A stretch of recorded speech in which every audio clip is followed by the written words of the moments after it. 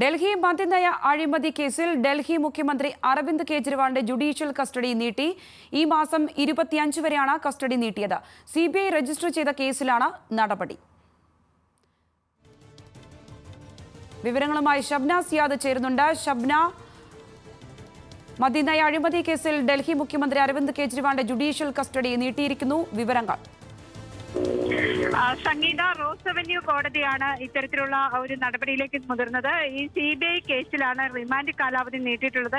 ഇന്ന് റിമാൻഡ് കാലാവധി അവസാനിച്ചതിനെ തുടർന്നാണ് വീണ്ടും ഈ റിമാൻഡ് എക്സ്റ്റെൻഡ് ചെയ്ത് അല്ലെങ്കിൽ ജുഡീഷ്യൽ കസ്റ്റഡിയിൽ വിട്ട് ഇന്ന് കോടതി ഉത്തരവായത്. നേരത്തെ CBI രജിസ്റ്റർ ചെയ്ത കേസിൽ അരവിന്ദ് കെജ്രിവാളിനെ 3 ദിവസം CBI കസ്റ്റഡിയിൽ വാങ്ങി ചോദ്യം ചെയ്തിരുന്നു.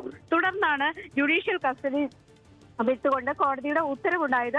ഇതിനിടെ ഇന്ന് രാവിലെ ED കേസിൽ സുപ്രീം കോടതി അരവിന്ദ് കെജ്രിവാളിന് ജാമ്യം അനുവദിക്കുകയും ചെയ്തിരുന്നു.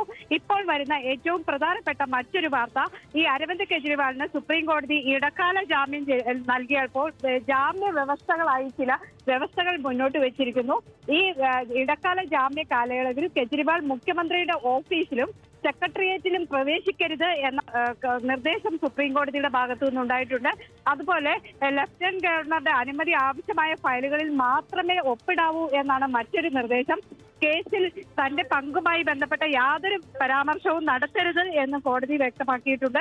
അതോടൊപ്പം തന്നെ സാക്ഷികളുമായി ആശയവിനിമയം നടത്താൻ ശ്രമിക്കരുത് തുടങ്ങിയ വ്യവസ്ഥകളോടെയാണ് സുപ്രീം കോടതി ഇന്ന് ജാമ്യം നൽകിയിട്ടുള്ളത്, ഇടക്കാല ജാമ്യം നൽകിയിട്ടുള്ളത്. സുപ്രീം കോടതി ഇത്തരത്തിൽ ജാമ്യം നൽകിയെങ്കിൽ പോലും CBIയുടെ കേസ് നിലനിൽക്കുന്നു. CBIയുടെ കേസിൽ ഇപ്പോൾ 25-ാം തീയതി വരെ കെജ്രിവാളിനെ റിമാൻഡ് ചെയ്തിരിക്കുന്നു. അതുകൊണ്ട് തന്നെ കെജ്രിവാളിന് പുറത്തിറങ്ങാൻ സാധിക്കില്ല. ശരി ഷബ്ന, ഡൽഹി മദ്യനയ അഴിമതി കേസിൽ ഡൽഹി മുഖ്യമന്ത്രി അരവിന്ദ് കെജ്രിവാളിന്റെ ജുഡീഷ്യൽ കസ്റ്റഡി ഈ മാസം 25 വരെ നീട്ടിയിരിക്കുന്നു. ഷബ്ന സിയാദാണ് വിവരങ്ങൾ പങ്കുവച്ചത്.